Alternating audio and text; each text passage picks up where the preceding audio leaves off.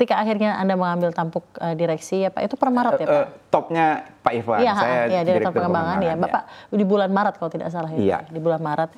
Ketika Bapak sampai juga gitu ya, melihat kantor, melihat kesiapan karyawan, Anda melihatnya dan mengevaluasinya seperti apa? Sesiap apa PFN untuk mewujudkan visi menjadi pusat konten negara gitu ya saat ini? Apakah akan ada pembenahan substansial yang harus dilakukan di mata Anda? Pertanyaan keren. Jadi pertama saya duduk di kantor, saya kan tahu ini defisit. Iya dong Pak, pasti Bapak lihat dulu nih kan kantornya gimana gitu, apa nih?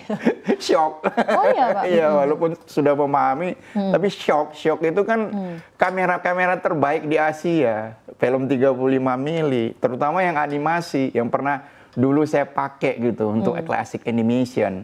Dan ada punch holder segala untuk membolong kertas animasi itu semua nggak ada gitu. Jadi bangunan sekolah Unyil, jangankan pintu, kusen pun nggak ada. Bangunan sekolah Unyil tuh yang dulu buat syuting Unyil gitu syuting ya? Unyil, memang dibuat bangunan sekolahnya. Ya, iya. Jadi kayak studio untuk syuting Unyil gitu ya? Iya, malah sekarang saya punya ide kalau itu KDM bikinnya anak-anak nakal ke barak, saya situ aja dibagi dua, cewek cowok siapin toilet, saya malah mau melatih orang membaca novel bermutu, storytelling, ya kan, memahami waktu, kita motivasi, dan lebih berbudi, 3 hari selesai, keluar Unyil rebound misalnya. Dan banyak ide lah untuk mengembangkan ini. Jadi kembali ke pertanyaan, betul-betul afirmasi negara. Tanpa itu, keberadaan saya juga nggak akan ada arti apa-apa, termasuk kawan-kawan direksi dan BOC yang lain, ya kan? Harus ada afirmasi segera ubah menjadi pusat konten nasional. Sekarang sejauh ini support dari pemerintah apa Pak? Selain ini menempatkan direksi baru tadi tentunya. Belum ada. Oke. Belum ada. Ini. Apa yang Anda personal minta dari kawan di DPR tentu ada. Bagaimana supaya gaji bisa terbayar. Baru pada tahap itu kami berterima kasih. Tapi kalau penyertaan negara belas nol dari sejak reformasi apalagi gitu kan. Kalau era Orde Baru kan disupport oleh Pak Dipayana sebagai setnek untuk membuat konten-konten kepentingan negara, film-film sejarah, pahlawan gitu kan. Untuk membangkitkan dignity bangsa. Sekarang who is the production yang khusus membangkitkan dignity negara? Nggak ada. Tapi kan tadi ada rencana untuk melebur Lokananta dan juga tadi Bapak satu Balai Pustaka. Iya, Balai Pustaka ya Pak ya. Itu harapan nanti seperti apa Pak? Dan mungkin sejauh ini progresnya sudah sejauh apa? Karena itu wewenang di BUMN dan Danantara, kami sekarang di bawah Danantara. Sebelum di Danantara kami ditaruh di Dana Reksa, tapi sudah di spin off karena nggak ada, mohon maaf, tidak memberi arti yang berarti.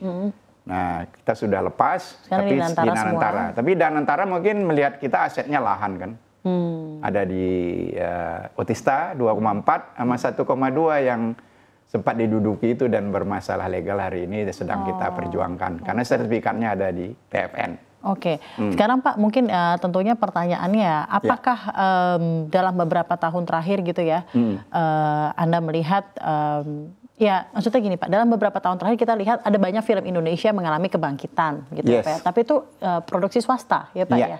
Nah, apa peran konkret PFN dalam tren positif ini Pak? Dan mungkin apa yang kedepannya bisa dilakukan PFN bersama dengan produser-produser film yang ada di negeri ini untuk semakin membangkitkan industri film. Kayak tadi Jumbo Pak, itu kalau tidak salah nama studio productionnya Visinema. Ya Pak ya.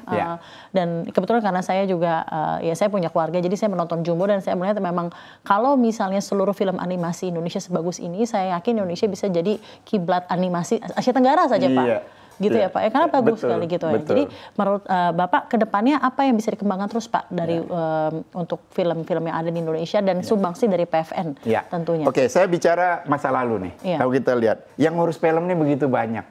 Bahkan Menteri Kebudayaan, BPI, dan lain-lain. Dan kalau kita bicara targetnya movie, itu kayak Mas Rudi Salim bilang kan 12 film gua buat yang laku 1. Kita ketemu Pak Ram Punjabi 15 film paling 2 laku. Menutup kerugian yang lain. Nah, Pak Manoj mungkin agak lebih advance. Dia mengamati IP di Twitter. Makanya ada yang bikin IP KKN, dia bayar kan murah aja gitu, ratusan juta. Tapi kan dia dapat 300 M dari KKN 1 dan KKN 2. Kalau saya nggak salah angkanya gitu ya.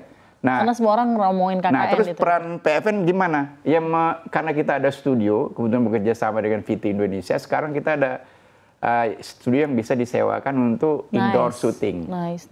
Nah, itu juga bisa dipakai. Kemarin ada conference ke Al Gore dalam climate change. Nice. Dari situ live gitu, karena muat 1.000 orang. Itu kapan tuh Pak? Bulan apa? Bulan Mei. Iya. Jadi setelah kemarin Maret. Iya, jadi bisa studio kita dipakai. Kita punya ada studio podcast juga kerjasama sama Avitu, itu bisa dipakai oleh publik. Jadi sudah mulai beberapa aset-aset yang ada secara fisik dimanfaatkan kembali apa ya? Tapi kan itu kan akhirnya ketengan. Iya. Saya membahasakannya ketengan. Kita bisa menjadi PT manajemen produksi. Kalau cerita masa lalu misalnya Eastwood ya, Clint Eastwood dia bikin Unforgiven. Manajemen produksinya Eastwood & Co. Untuk prop dan segala macam dia butuh kuda abad ke-18 itu Eastwood & Co. Kalau delay datang dia bisa sue juga company itu. Nah, PFN bisa dalam itu sehingga cost production rendah. Nah, kalau kita menjadi konten, ya kan? Saya komunikasi dengan Amazon, kita bisa bikin studio kayak Amazon. Nah, rata-rata film indie untuk Netflix dengan cost 1,5 sampai $5 juta dengan studio yang LED 360 derajat, bikin 5, itu punya potensi 560 sampai $700 juta. Itu baru bisnis gitu. Dan membuat studio seperti itu dengan cost yang LED kayak dengan LED yang murah dari Cina, nggak mahal dengan 600 miliar. Jadi kalau umpama PFN, Pusat Konten Negara hari ini taruh 1 T, atau katakanlah aset kami divaluasi 1,2, kami di drop 600 miliar, baru bisa bergerak. Itu baru bisa bisnis gitu loh. Kalau enggak, kan how bicara receh-receh, kasihan gitu. Kita nggak bisa nambah SDM yang hebat, anak-anak hebat dibawa di luar bagus-bagus, akhirnya dipakai oleh negeri lain gitu. Iya kan?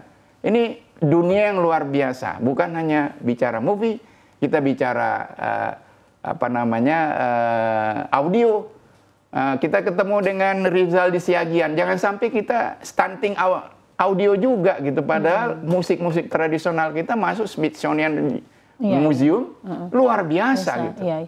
Tapi tadi Bapak bilang penyertaan dari pemerintah belum ada. Sama sekali belum. Oke, concern sudah dilayangkan Pak, mungkin ke pemerintah atau ke DPR. Ini melalui forum ini saya menggugah, semoga para pengambil keputusan juga baik di Danantara dan BM lebih gitu. Saya audiensi dengar sudah terjalin Pak PFN dengan Danantara mungkin atau seperti ya apa? Mereka mungkin lebih prioritas ya. Ada yang lebih besar gitu. Kita berharap segera. Dan saya dengar juga di media Pak Pandu Sahri itu kan menggiring Korea masuk invest juga untuk kita bisa mengikuti Korean Wave. Saya rasa sebetulnya kalau kita menyadari potensi kultur budaya kita dari Aceh sampai Papua, kita itu maha dahsyat besarnya. Betul, Pak. Coba aja bicara musik. Anak saya belum lama kebetulan ISMA di Coventry University, saya bekali kamu harus, kebetulan dia piano harus main itu, sasando, wah nangis-nangis. Iya kan? Tapi begitu tampil di hari terakhir, semua surprise. What's that? Gitu kan? Sasando. Ada sasando gitu. Jadi intangible asset, kan? Pak. Negeri kita ini luar biasa. Intangible asset. Iya, dan itu menjadi kredensial aset, gitu, yang bernilai ekonomi, aset bernilai ekonomi.